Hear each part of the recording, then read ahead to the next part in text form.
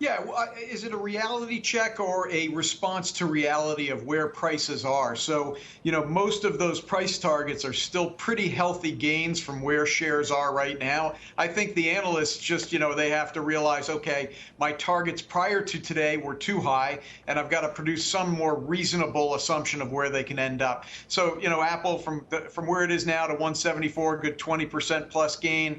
What was the other one? NXP, I own that, obviously. That would be a 30% gain to that target right now. I think the bigger issue that I have in tech, or the bigger question I have, is what's really going on at the fundamental level. And I would point to the semiconductors. I know we want to cover this later, so I won't go too deep, Scott, but you've got disparate views from Micron, which gave very ugly guidance 2 weeks ago. And then last week you had Samsung Electronics being pretty rosy. So where does the real answer lie? And so for a stock picker like me, this week is important because you've got Taiwan Semi producing results on Thursday morning, and that will help answer the question. Now, that question, though, is in the short term. In the short term, of course, we're expecting earnings to slow down here, probably come in worse than expectations. The question being by how much?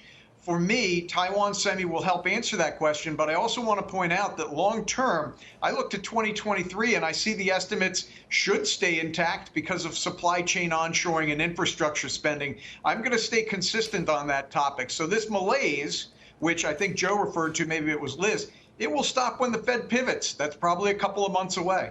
Yeah, but see, I have a problem with that view. I just don't. And as Joe was saying, you've got this economic slowdown underway. I'm thinking to myself, how could we have so diametrically opposed views on where we are in the economy? Joe says we've got this slowdown underway. The data suggests that Joe is correct in that view. And then there's you, who argues this completely other point, who wants to buy cyclical stocks over growth. And I just don't get it. As if the Fed's going to pivot, as you suggest, and all of a sudden the economy is just going to roar ahead. They're going to pivot because if they pivot at all, well, Scott, if they're going to pivot at all, it's because the economy has forced their hand by being too weak.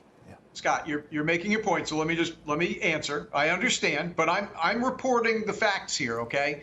The supply chain onshoring is very real. There are increasing reports of more factories being announced, more mines being dug here in the U.S. And by the way, in Europe as well.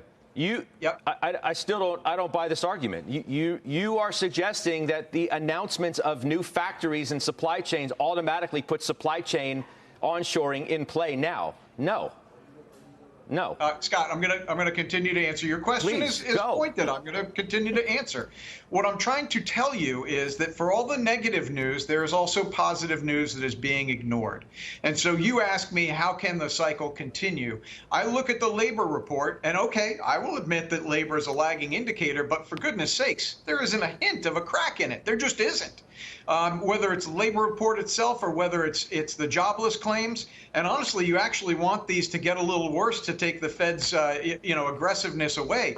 But the point that I'm trying to make here, Scott, is that we've been focused on the negative for all of the last 6 months. There are positives out there. You just have to wait for them to come through. The malaise will end when the Fed pivots. And for that, you're looking for inflation to come down. Look at where RBOB is. Look at where gasoline futures are. They're 20% off in a month. That matters.